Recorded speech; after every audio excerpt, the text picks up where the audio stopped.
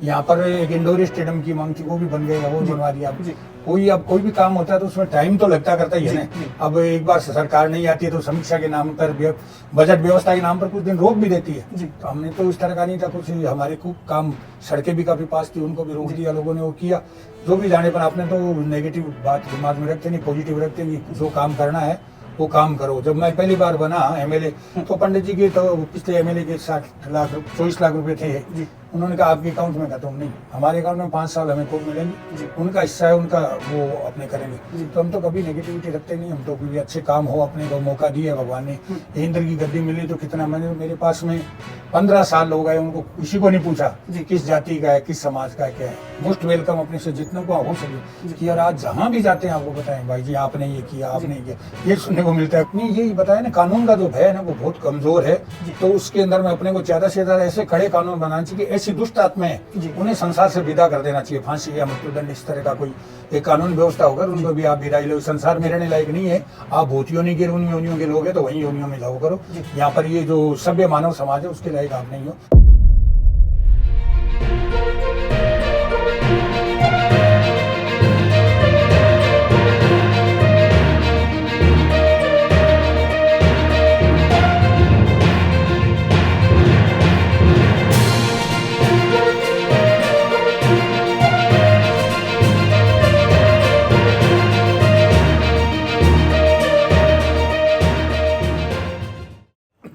इस वक्त मैं मौजूद हूँ रतनगढ़ में और हमारे साथ में एक्स मिनिस्टर हैं राजकुमार रेणवा जी। उनसे जानते हैं कि किस तरीके की यहाँ पे जो व्यवस्थाएं जो हैं और यहाँ के जो लोग जो हैं किस तरीके की क्या उम्मीद करते हैं इनसे, क्योंकि काफ़ी चर्चा में भी रहे हैं। तो उनसे जानते हैं कि किस तरीके की उम्मीदें हैं यहाँ की जनता से। सर सबसे पहले आप ये बताइए कि यहाँ की जनता जो है काफ़ी आपको चाहती है, जानती भी है, काफ़ी चर्चा में भी आप रहते हैं, तो जनता की तरफ से आप किस तरीके की उम्मीद? सबसे पहले राजनीतिक.com का हार्दिक अभिनंदन है जी। हमारे प्रिय भाई जिनकी जन्मभूमि भी है मनोज जी अग्रवाल जो एमडी है इस चैनल के, उनका भी मैं हार्दिक अभिनंदन करता हूँ। वो आज अपनी जन्मभूमि में हमारे काव्य योगी किशोर कल्पनाकांत जी की कवि सम्मेलन के चीफ गेस्ट के रूप में पधारे हैं, उनका हार्दिक अभिनंदन है। राजनीतिक बात में मैं राजनीतिक कम हूँ, मैं सामाजिक व्यक्ति हूँ।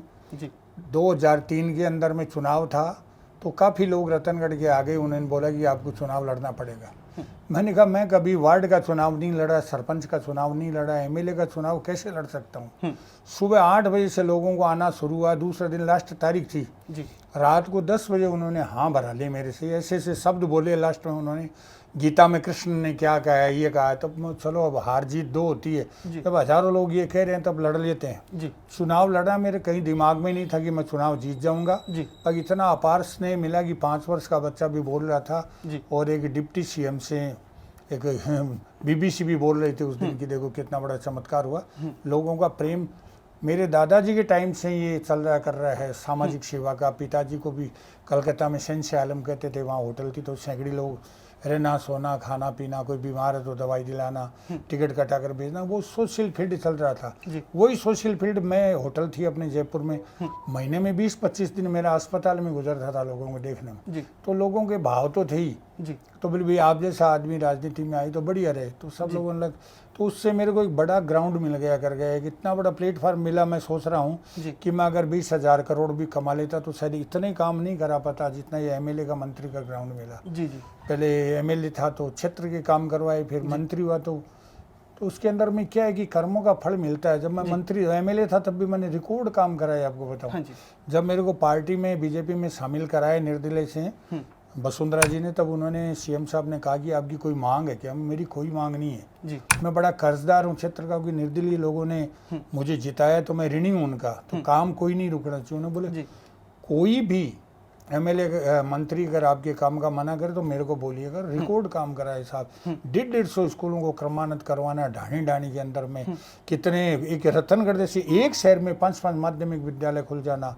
आपको बताए ये अब कस्तूरबा गांधी कॉलेज है, बीएड कॉलेज है, उसके बाद में दोनों कॉलेजों को मैंने पीजी कॉलेज बना दिया, साइंस कॉलेज खुलवाना, बिल्डिंग का पैसा लाना, 3 साल अपने एमएलए कोटे से उसको चलाना, मतलब जितने काम, कितने ग्रिड है, सड़कें हैं, पानी का इतनी भयंकर समस्या सरकार से तो जितने करवाने थे करवाए। उसके बाद में मैंने वजह से भामा साहेब मनोज जी और इन लोगों को भी कहा कि 5 आप दो, 2 आप दो, तो ऐसे कर कर सैकड़ी ट्यूबवेल मैंने, जो पानी का क्षेत्र है सबसे ज़्यादा तकलीफ वाला, वहाँ पर मैंने बनवाए। तो इतना प्रेम लोगों का मिला।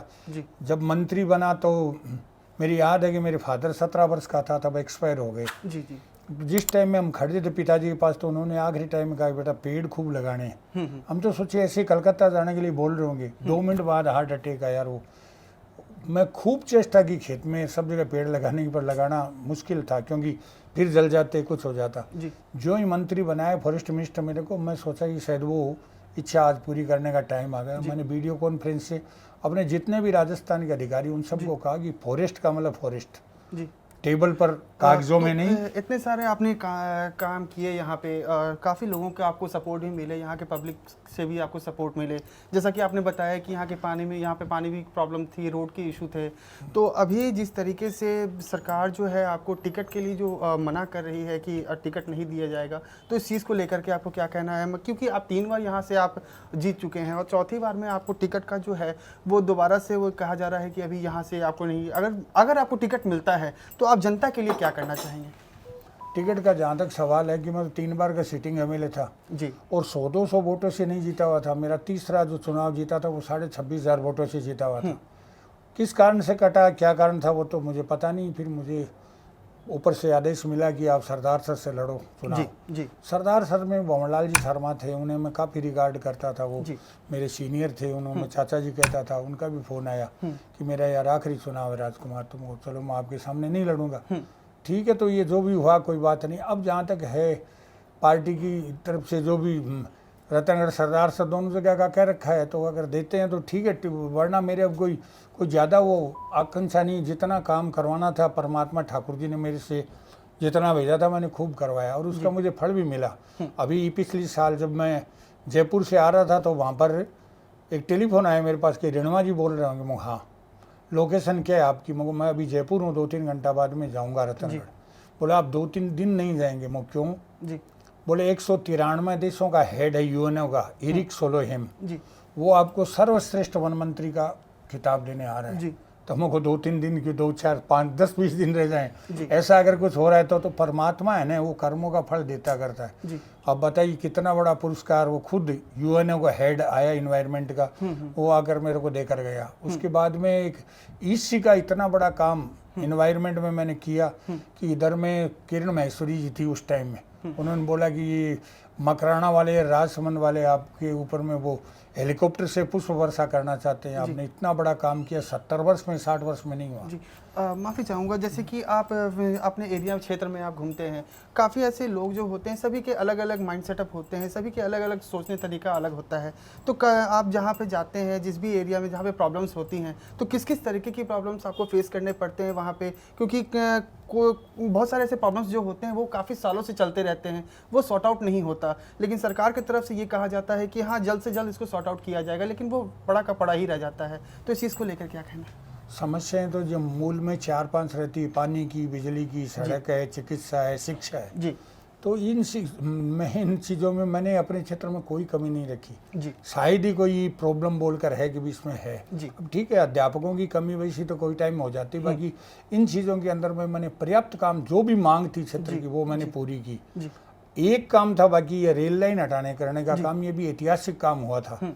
इसको मैं सोचता था कि अगर एक बार मौका और मिल जाता तो इसका कुछ डेवलपमेंट इसको। तो सरकारी योजनाओं के बारे में अगर मैं बात करूं तो उस चीज़ को लेकर क्या कहना है आपको कि क्या क्या आगे और डेवलप करना चाहेंगे? क्योंकि अगर जैसे मान के चलिए अगर आप रतनपुर से आपको टिकट मिलती है, रतनगढ़ से, तो और भी जो यहाँ पे पेंडिंग जो चीज़ें जो बची हुई हैं, तो उस चीज़ को लेकर क्या कहना है आपको? अभी तक तो कोई इस तरह की बात नहीं है। मैं तो लास्ट टाइम में 2018 के बजट में भी यहाँ की 2 लास्ट समस्याएं थी जी। एक तो यहाँ की सीवरेज की, ड्रेनेज की ये समस्या थी, ये भी मैंने 2018 में पास करवा दी।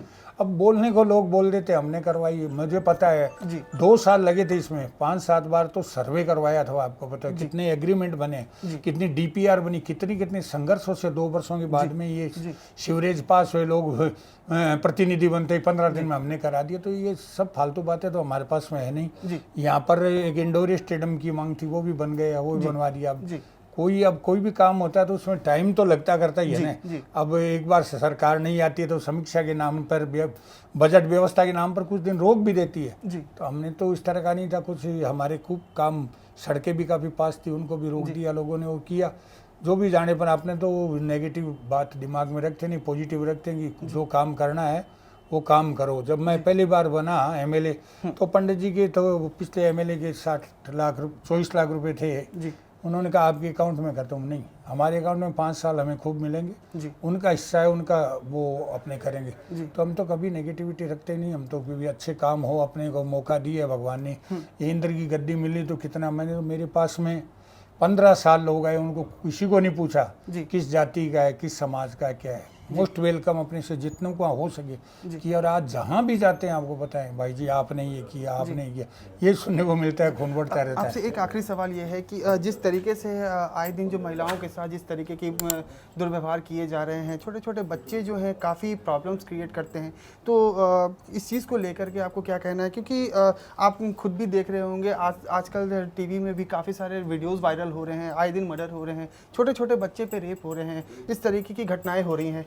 तो इस चीज़ को लेकर के आप समाज को क्या संदेश देना चाहेंगे और सरकार की तरफ से आप अपने तरफ से उनको क्या बोलना चाहेंगे? कानून का भय बहुत कम हो गया। मैं दुबई गया था जी, मैंने देखा था इतनी ज़बरदस्त कानून व्यवस्था, वहाँ कोई गाड़ी से गाड़ी टच हो जाए ना तो तुरंत वहीं रोक कर उसका वहीं पर हो जाता कर जाता है। जी, मुझे लोग बता रहे थे कि 12 महीनों में इतनी बड़ी बिल्डिंग बना दी है। हमारे यहाँ लोग इतने हो गए, अब रात को चलते हैं, कोई गाड़ी वाला ऐसा नहीं कि वो डीपर देवे एक और करी, ऐसी स्थिति लोगों की, कोई भय नहीं है। तो थोड़ा बहुत भय कानून का अगर नहीं होगा करेगा कि इस तरह के पनिशमेंट उन लोगों को जो इतनी इतनी बड़ी, कितनी कल सुने हैं कि बच्ची के साथ में 4-4, 5-5 लोगों ने रेप किया है एक छोटी सी बच्ची के साथ में, उसको भट्टे में, कितनी दर्दनाक कल्पना कर कर रूह कांप जाती कर जाती। तो इन लोगों को तो ये दुष्ट आत्माएं हैं, इनको कहते हैं अपना, हमारा वेद कहता है कि इन आत्माओं को निकाल देनी चाहिए शरीर से। माफी चाहूंगा, जिस तरीके से ये घटनाएं जो हो रही हैं, जो लड़का जो विक्टिम जो होता है वो अरेस्ट भी हो जाता है, लेकिन वो कुछ समय के बाद दोबारा से वो रिलीज भी हो जाता है।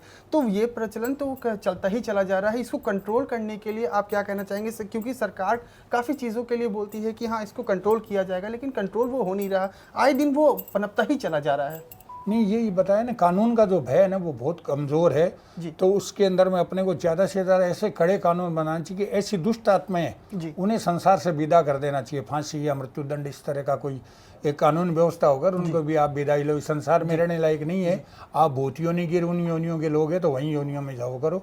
यहाँ पर ये जो सभ्य मानव समाज है उसके लायक आप नहीं हो, तो या तो पशु योनियों में जाओ या और कोई में। तो ये बहुत बड़ी दर्दनाक स्थिति हो रही कर रही है आजकल। तो मैं देखता हूँ उसका कोई बात नहीं है, फ्रेंडशिप और युवा लड़के लड़कियाँ करती कोई यहाँ को इतना ये शब्द ही आजकल डिक्शनरियों में मिलने लग गया। तो इनको दुष्टों की अपने बराबर वालों से बात करने की तो हिम्मत नहीं इनकी, छोटी छोटी बच्चियों पर जुल्म करते हैं। तो ऐसी आत्माओं को नष्ट कर देना चाहिए, उनको भेज देना चाहिए वापस। हमारे चूरू जिले की सबसे बड़ी समस्या पानी की समस्या है। पानी की समस्या पीने की भी है, पानी की समस्या, इतने खेत पड़े हैं, किसानों की ऐसी स्थिति होती है, टाइम पर बरसात नहीं होती है। और पानी का कितना महत्व है कि सृष्टि की उत्पत्ति भी पानी से हुई है, सृष्टि का महाप्रलय भी पानी में होता करता है। उस पानी की सबसे ज़्यादा कमी हमारे चूरू जिले में है। अगर नहर की कोई व्यवस्था हो जाए तो आज के युग में अगर केंद्र सरकार चाहे तो उनके पास में इतने साधन है, इतनी व्यवस्था है कि कोई बड़ी बात नहीं, बहुत साधारण बात है। अगर चूरू जिले में नहर आ जाए तो इतने खेत पड़े, भाई किसानों को रोते हुए देखते। मैं तो खुद किसान हूँ, मेरी माँ की जिस दिन डेथ हुई उस दिन भी वो खेत जाकर आई थी, तो मैं देखता था कितनी बड़ी समस्या एक पानी के बिना रहती करती है। बरसात है, एक बार आ गई, अभी बहुत शानदार फसल है, 1 महीना बरसात नहीं आएगी सारी नष्ट हो जाती है। तो यही निवेदन है उनसे कि अगर कोई नहर की पानी की व्यवस्था चूरू जिले में हो जाए तो वास्तव में यहाँ के जो लोगों का जीवन स्तर इतना शानदार हो जाए, उन्हें जीने का आनंद आने लग जाए। तो देखा कि जिस तरीके से राजकुमार केड़वा जी ने बताया कि काफ़ी सारे यहाँ पे प्रॉब्लम्स भी थे जो कि इन्होंने सॉर्ट आउट किया है, और काफ़ी समय से यहाँ पे जो प्रॉब्लम्स जो थी, जो जनता की जो प्रॉब्लम्स थी, उनके बीच में जा कर के इन्होंने उनकी समस्याओं को सुना और यहाँ पे जो प्रॉब्लम्स थी उनको सॉर्ट आउट किया। और जहाँ तक पार्टी की बात है, तो इनका ये कहना है कि पार्टी की तरफ से अगर इनको टिकट अगर मिलती है तो और भी यहाँ पे जो परेशानियाँ जो हैं, और जिस तरीके से अभी इन्होंने बताया कि चूरू ज़िले में जो नहर का जो प्रॉब्लम है, जो किसान जो भाई जो हैं वो काफ़ी समय से प्रॉब्लम्स में चल रहे हैं, तो इस चीज़ को लेकर के मैं सरकार से भी ये दरख्वास्त करूँगा। जहाँ तक सर ने भी कहा कि उनको अगर नहर अगर मिल जाता है और किसान भाई जो हैं, जो आए दिन जो इस चीज़ को लेकर के जो परेशानी जो झेल रहे हैं, तो उससे वो निजात पा सकेंगे। तो इस चीज़ को लेकर के मैं सरकार से भी दरख्वास्त करूँगा तो जल्द से जल्द इस चीज़ को लेकर के संज्ञान में लें।